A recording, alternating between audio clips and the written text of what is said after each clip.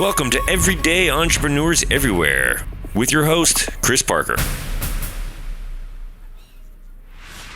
And welcome to Everyday Entrepreneurs Everywhere. This is Chris Parker, and I have someone I believe is incredibly special because she's coming from an industry that is so far from me. I'm just so curious to learn about the world of dog showing.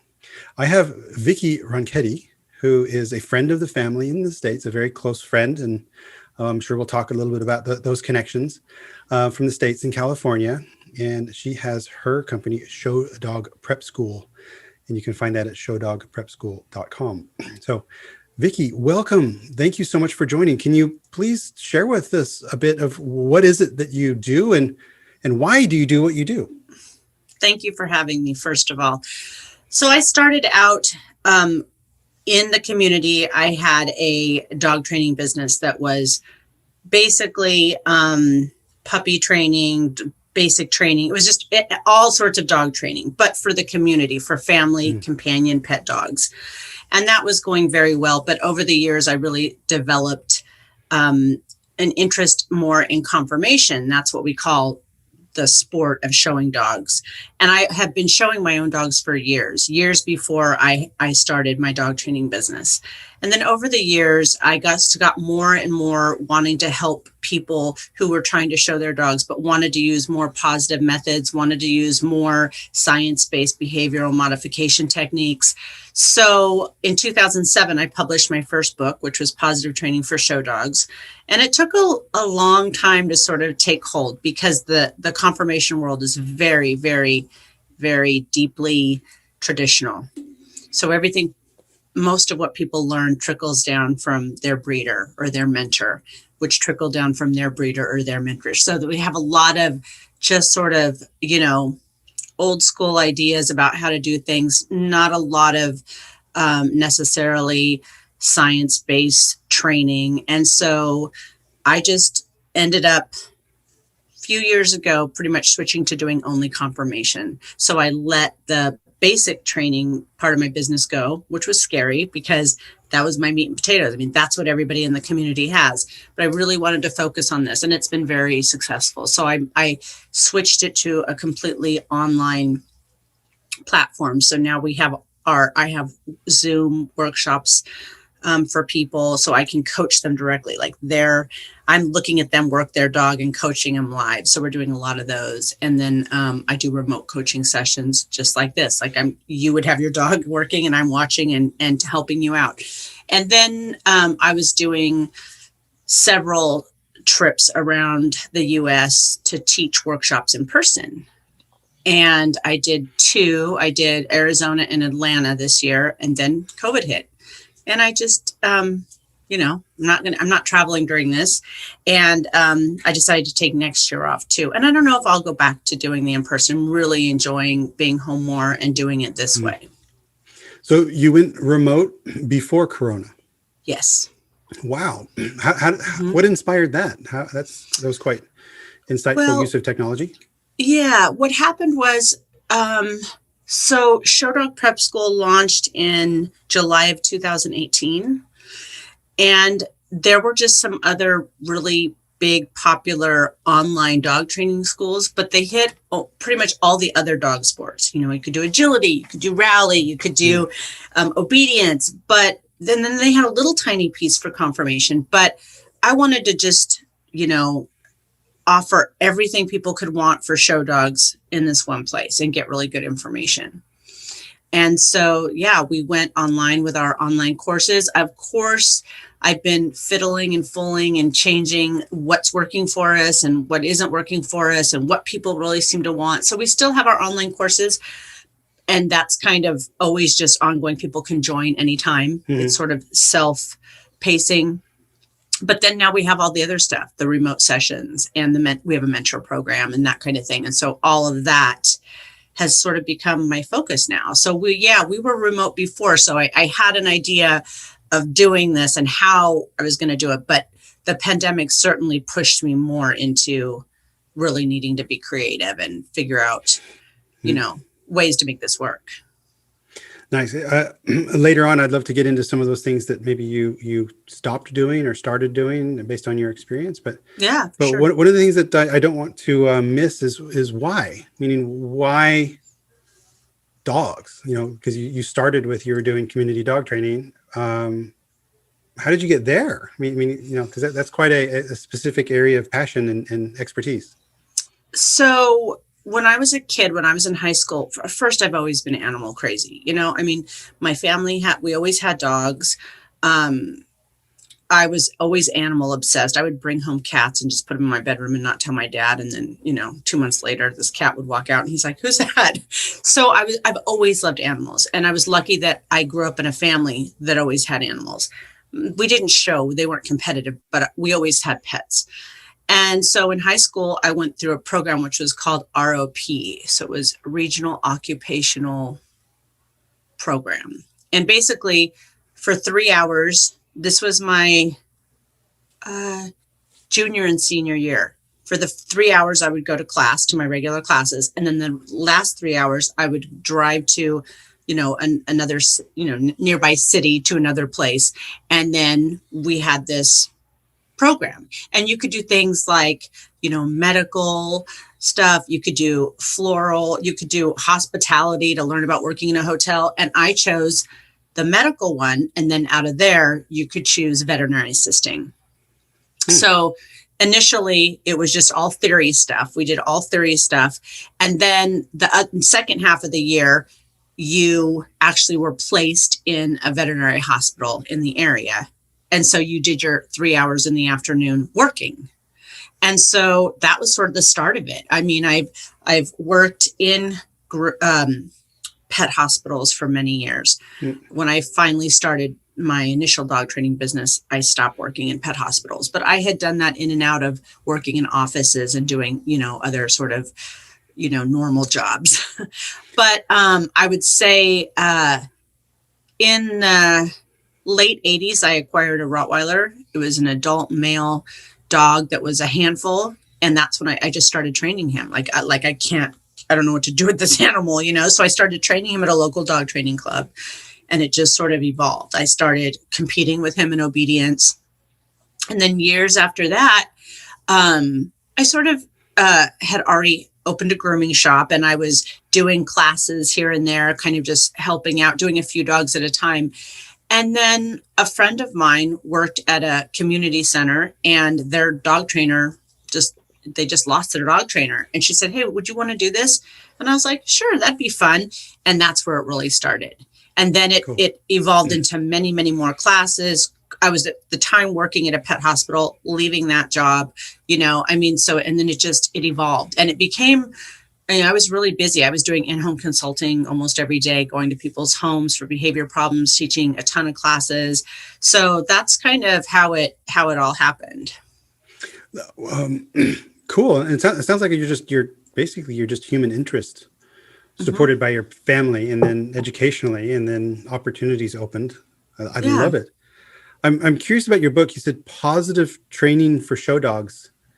Does that mean negative training is the traditional alternative? Like what is the angle there? Yeah. So in animal training and in learning theory, there's 4 quadrants. I won't get too geeky, but one of those quadrants is positive reinforcement. And positive reinforcement is basically where, instead of, punishing or correcting or using force or or that, we're focusing on the things that the dog does correctly, setting the dog up to do those things, and then reinforcing those things. So that was just kind of unheard of.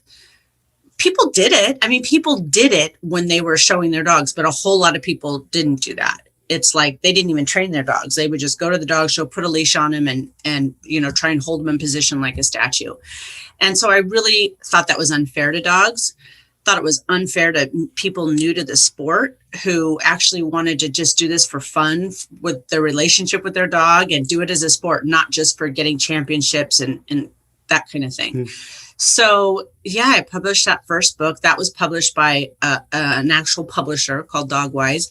That was that was an interesting, publishing my first book with a publisher was a very interesting and eye-opening experience.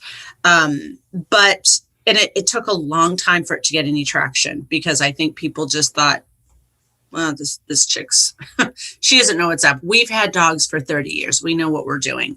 But then, as the years went on, I would start having people come to me who had been in dogs for many, many years, and they were hit with into a brick wall with a problem they couldn't solve.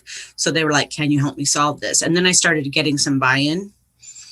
And then since then, I've self-published 3 more books. So I'm just like, I'm going to do this on my own. Without going into the specifics, why did you not go back to the publisher? What was it about that experience that was off-putting? I think it was just that I didn't really know what that would be like. I didn't know that somebody would be reading it and throwing away chunks of it and saying, we don't need this. We don't want this. And it's like, I remember one time, getting off an email and just throwing my manuscript across the room and telling my husband, like, I'm not doing this. Like, they're taking all my stuff, and that's not how I said it. And there was a fight about the photograph that would be on the cover. And I just decided, no, and then self-publishing became easy. Like, it's really not that hard. So I was like, I'm just going to do this, because I didn't need a lot of help from a publisher, because I already had a decent enough following that I knew there were people who were interested in the books. So, so that's kind of how that went. It wasn't a horrible experience, but it was not an easy experience for somebody going into it just like, yay, someone wants to write my little book, and not knowing that it's like, no, you're really, it's up to them too. I don't just get to write a book and say, print all this stuff I said. They go through and so it was eye-opening. They have their perspective on the expertise of publishing, and they have their own interests and styles. Yeah, so no, fair enough. And so your business, Show Dog Prep School, is that for starters, or is this more of an advanced course? Like, if someone's listening to this, going, hey, I might want to do a show dog, hobby in my life, or hey, I want to get serious about doing show dogs. Is this a starter's place, or where would you advise them to start?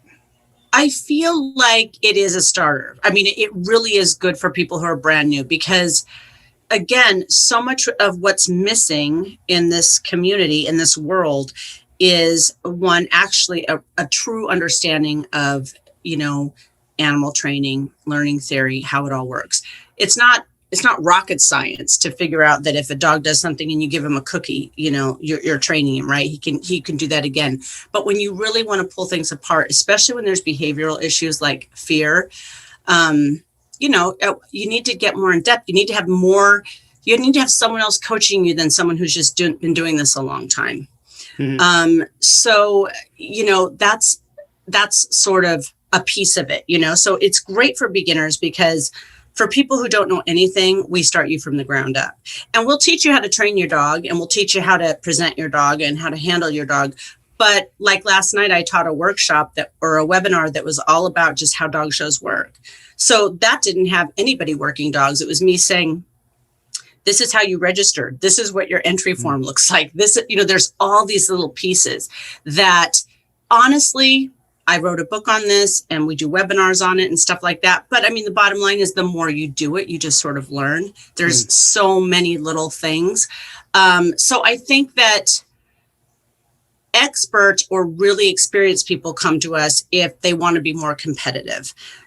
Dog showing is the only sport, at least the only one I'm aware of, where professionals compete right alongside amateurs. So we've got people that are called professional handlers. They make a good deal of money. They go to every dog show. They have a string of 20, 30, 40 dogs. They have a bunch of assistants. They are a big part of dog showing. But then you've got all these people like me and Angie and Una. We have our own dogs. We just want to show our own dogs. We just want to have fun and go to the dog show and hang out with our friends. So those people, the me and the Angies and the Unas, are competing against people that have won Westminster, people that have traveled all over the world to show dogs. You know what I mean? So it becomes, like the people that are us want to be competitive. We want our dogs to look as good as somebody who literally has been doing this, some of them since they were 7 or 8 years old. Wow. Just a quick question. Where does the money come from? Who makes money here? Like, how does that happen? Are these sponsorships or prize money or?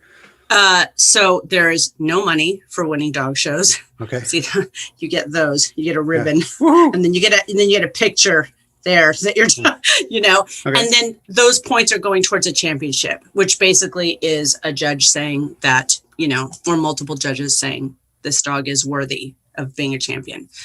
But where the money comes from is in the pro handling. So pro handlers, depending on who they are, can make quite a bit of money. So I would say the average, for a top handler in our area is about $100 to $125 for the local shows. And right? who pays the handler to handle something? Like The owner of the dog.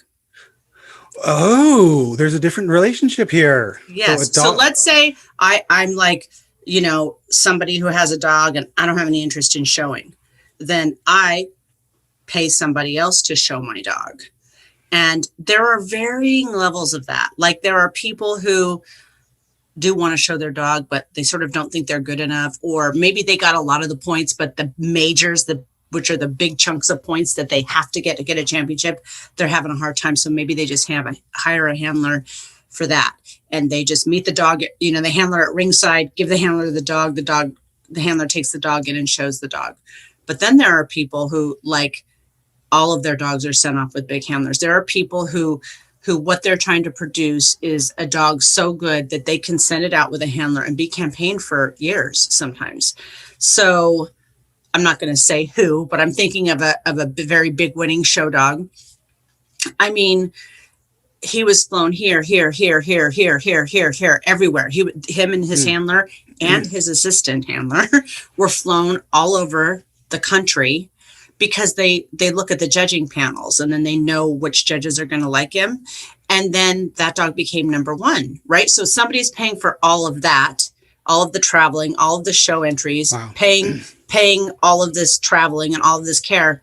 But then there's the advertising.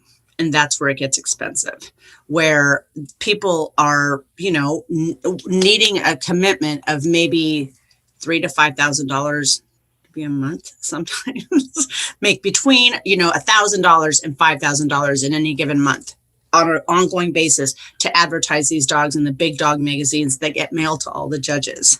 So then the judges look through those and see, oh, look this is the number one of this breed in the country. He's won this many best in shows. So when they go judge, they know who that dog is. So it becomes this whole other world that is not my world, because I'm more for owner handlers, the little guy, but there's this whole other big piece. And so if you think of that handler, making their living with that dog, then, they're what do I want to say? It's like the stakes are so high for them that they are going to do whatever they can and do the best they can to win. And then I've got these little guys, the owner handlers, who are like, but I got a really good dog too, so it ends up becoming a very big thing. But that's where a lot of the money comes from, is the handling, just the handling. Is it feasibly possible for use your term, little guy, amateur, non-professional, to win number one dog? Or do you really need the bankroll to make that happen? You can do, if you have a really good dog and the person is sort of a good handler. Like I know plenty of really great breeder owner handlers who bred their own dog, they handle their own dog, and they have won best in shows. I took a person who had never had a show dog. She came to my class and had this gorgeous dog, and I was like, whoa, like who sold you this dog? Like, he's phenomenal. And I coached her to get him to number one in the country in her breed, which is a lot for that. But she was a natural, and the dog was phenomenal. And she was really good at following directions and taking my advice. So yeah, they can. But to get to the high levels, like number one dog in the country, these handlers know these judges, and the judges know that like some of these top handlers are not going to be showing garbage. They're not going to be showing not a great dog. So it kind of is like a once in a lifetime dog for the people, the little guys who get something like that. It reminds me a bit of another space where this dynamic is sort of there with amateurs and professionals, which is film. And I shared with you before we started. Yeah. Because I'm thinking back to Cannes, the film festival, and literally in the basement of the film market there is the shorts section. Mm-hmm. And pretty much anyone can get their short into the Cannes Short Festival and therefore get ticket into the market and the festival and stuff. So that there's that dimension. And then literally one floor up is the actual market where a lot of the not amateur, but the independent films are made, oftentimes funded by national film funds and things like that, at least outside of the States, because in the States it's, and then literally over in the hotels, on the top of the hotels is where Hollywood and the big ticket stuff happens. And so it's conceivable that you would have at least an indie film in competition in Cannes, although it is all the connections. And so this is where, and when you're talking about this handler thing, I'm thinking about film festivals, because one of the big curating machines of film is if you can get into a film festival or two based on their programmers, that's where the buyers look, because it's sort of, hey, we know that these programmers pick out the good stuff. And so instead of us watching, 1,000 films, they can only watch the 10 that are in that festival, and it's much more efficient for them. So I'm seeing a lot of parallels between. Because it's like the same as a judge looking at a handler just because they know they have good dogs, So I see some patterns there, but one of the differences is, and I'm still not quite sure what if you get number one dog in the country, do you win money, or is it again a ribbon? Okay, that's the difference in the film world. Because if you make it, you could actually make your money back, multiple times over if you really make something that pops. So I would say this is really a pride thing, or it's a passion thing. It is. Wow. It's a passion thing for sure. And I didn't even mention that there's also another aspect. There's also backers. So people who just like big name stars like Patty Hearst and Bill Cosby. I mean, there are famous people with a lot of money who just put money in to pay for all that campaigning. And literally they may never even have had their hands on the dog. Their name is just added to the ownership, and they get to say, my dog won Westminster. So there's that whole, so it really is. I mean, if you're me, then the pride is in my breeding program, and just being able to go out there and compete with the other Louchen or Dachshunds and say, look what I made. I want to share this with the fancy. So yeah, it is. And eventually you make some money by stud fees. If you have a really good dog, people will want to breed to that dog, or people want to buy a puppy from you if you so there is that. But I would say that's not why people are doing it. They want to breed a dog that is good enough to be number one dog, all breeds, in the country, and hopefully win Westminster. I mean, that's what they want to do. They want to win their national. They want to win Westminster. They want to win the big shows. Okay. Because it's so prestigious. Are you talking about Westminster, Orange County, or Westminster, UK? What is Westminster? Oh, sorry. Westminster Kennel Club is one of the oldest clubs, AKC clubs in the world. And so they have yearly a very big show. And it's called The Garden, because it was always at Madison Square Garden. And then they changed it. And then this year it's going to be someplace totally different. But it's sort of like Westminster is like the Super Bowl for dog shows. It's a big deal. So even to go there and win the breed is a big deal. Even if you don't, you're not going to go and necessarily do anything at the higher levels in the group or best in show ring, but just to win there is a big deal. Love it. So cool. Thank you for that. I was just curious about that. So if we loop back to the starter, and if people are listening to this and getting excited and saying, "Oh, cool," where would someone start? Or maybe the better question, what kind of person or profile should start? And if they fit that profile, interests, time, money, I don't know. To show dogs? To get into dog showing, yeah. And then how would they start? Well, I think that, and I always tell people this that I'm working with, especially people like in my mentor program, like you have to be okay not winning. You have to be okay not being able to be in control. And the clients of mine that I have the biggest issue with, not issue, but I really have to help them through this, is the people that are very used to being able to work really hard and do everything right and then get what they want or they deserve, because this is a judge and they get to decide. And you might be very upset if your dog did a beautiful performance and he was better than that other dog and he didn't win. It's too bad. That's what happens here. So people have to be okay with that. And they cannot, and if they can't, I don't think they should be doing this sport. They should do obedience, which is a sport where it's based on what your dog does, right? You get judged on how well your dog performs. This is really about how good is this dog in the eyes of the judge in comparison to the other dogs there. So you got to be okay with that. I feel like I'm so excited when a person who comes to me for help says to me that we don't really care if we win. We just want to have a good time. It's like, awesome. You're halfway there. Because if you put that kind of pressure on yourself, it's not going to be fun. The other thing, Chris, is they got to have a decent dog. It's very sad if someone really wants to get into showing and they go in there with a dog that's no good, because it won't ever win. At least if you have a dog that's a decent dog or a nice dog, at least you're going to go in there and sometimes you'll win. But if it's really not a quality dog, then it makes it hard because you're a little guy who's just learning what to do. You don't really know what you're doing. And then you also have a dog who's not really competitive. So that can be challenges.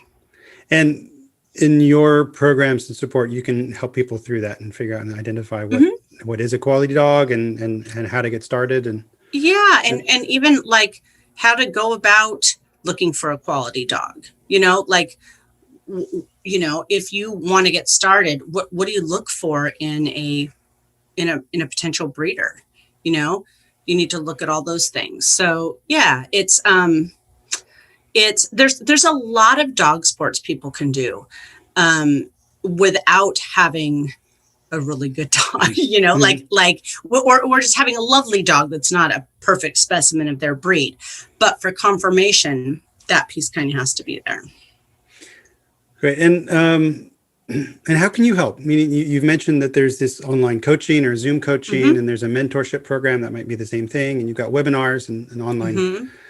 What is the whole spectrum of I guess, support you provide, and how can people get a hold of that?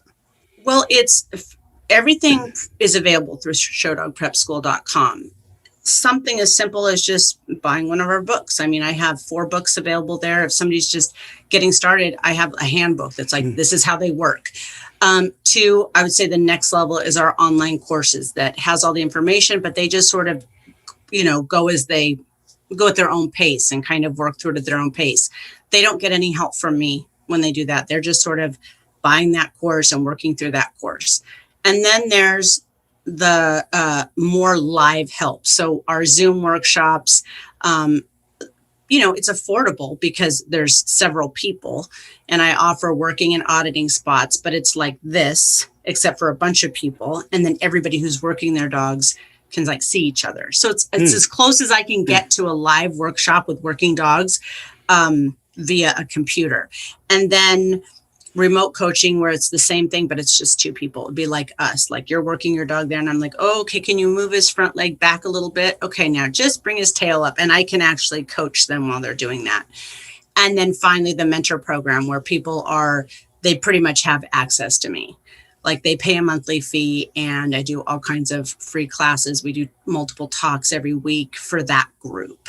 So that's sort of the spectrum. But I've had people that we'll do like I have one person right now who's a phenomenal trainer. She has been showing dogs for a long time. She needs no help with how to show a dog, but she's not particularly comfortable speaking or being on video. She doesn't understand technology. So she actually purchased a bundle of private sessions, and we've just been going through, and I'm teaching her how Zoom works and how to do all this stuff. So sometimes it's just that aspect. I have some people who want to become a breeder. So we're putting together a program for the mentor people where it's like, okay, they want to talk about a year out of wanting to breed a dog. Where do they go? So Yeah, we have a lot of different, it kind of starts at just books and then goes all the way up to literally one-on-one help. Great. And I'm seeing on the website, again, showdogprepschool.com, that under the media, and then there's books, and then there's the 3 books there. I guess the first book is on Amazon still then? Yeah. They're actually all on Amazon, but I do sell a PDF copy from the website. Okay, well, I'll put that link into the show notes as well, so for people who are interested. So now I'm curious if we, this has been just fascinating, the Dogland. You mentioned that there were things that you changed about how you're running your business from when you started, meaning when you went online. So I'm curious if if anything comes to your mind about, oh, I wish I never would have done that when I started, and oh, I wish I would have started that much earlier, about bringing this thing to market. And is there anything that you can, reflect upon that says, oh, that I just spent so much time on that and it was a complete dead end? Yeah. I would say that basically I thought I went into this like, this is going to explode. It's going to go crazy. I overpriced the online courses.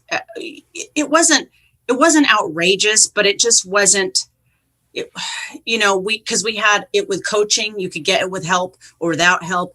It was just a lot of work for something that didn't work. Some people really like that, and it's helpful, and they're still there, and people can still buy those. But I found that people really like the actual interaction, at least for this. And it might be like learning how to cook or something, or learning how to do yoga or something, where there are very specifics that you might have an outlandish or just, any kind of question about that I can't answer unless I'm looking at the dog and you. You know what I mean?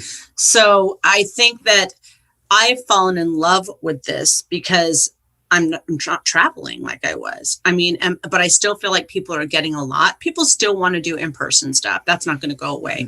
But this has just been really helpful. And so I think Zoom sort of, and the pandemic sort of pushed us into having to hurry up and learn all about this stuff. So I don't know. I just got very comfortable with it. And so I think if I was, going to say what I would have done differently, I would have done this stuff more. I would have pushed more live stuff. I would have pushed more interactive stuff. But I will say, I don't know if people would have been as receptive before the pandemic, because people aren't scared of Zoom anymore because they're using it just to talk to their families. So they're seeing that there's this whole thing that's really not very scary. You know what I mean? Absolutely. Cool. And no, I love it. And last question, unless you have any questions for me. It's around marketing and sales. How do you find customers? What is the thing that works best for you to attract business? That's a good question. Well, I will tell you, it was interesting when you had told me that you do some coaching and marketing help and stuff. Actually, at the very end of last year, I hired a business coach who actually specializes in pet industry businesses. And it's made a world of difference because she's taught me about marketing and how to do things better on Facebook. And because I would say Facebook is my biggest thing. Facebook is where I get my most business. But now, I'm trying to grow my YouTube more, and I'm trying to grow my Instagram, and I'm trying to grow my MailChimp list. And so she's been really good about helping me to sort of streamline, all of that. But Facebook is the biggest, that's really where I get the majority of my stuff, because I'm very active on there, and I share a lot of training demos and videos, and we do interviews, and all that stuff is free. So, my idea is, like my coach says, to, get people to know you, and then people to like you, and then people to trust you, so that when they need me, here I am. Yeah. They've been sort of following along and knowing that I know my stuff, so that when they need help, they're willing to give me some money to help them, because they've seen, everything that we can do via our videos and stuff like that. Love it. Well, I hope for those that have, joined this conversation, that they have gone through that know, like, trust, love cycle. So, no, great stuff. So, Vicki, thank you so much. Thank you for having me. Again, it's showdogprepschool.com, and you got links to the Facebooks and YouTubes and things, I'm sure, from there. Yep. And under media, you can get links to the books. And there's also a course catalog that you can sort of read more about everything that Vicki can do with you. So, and a blog too for a bunch of articles on there as well. Outstanding. So, wow, thank you so much for joining. This has been, as I had expected, a really, cool, inspirational, magical journey. Thank you, Vicki, so much. Thank you for having me. Learn more at ebullient.com/podcast.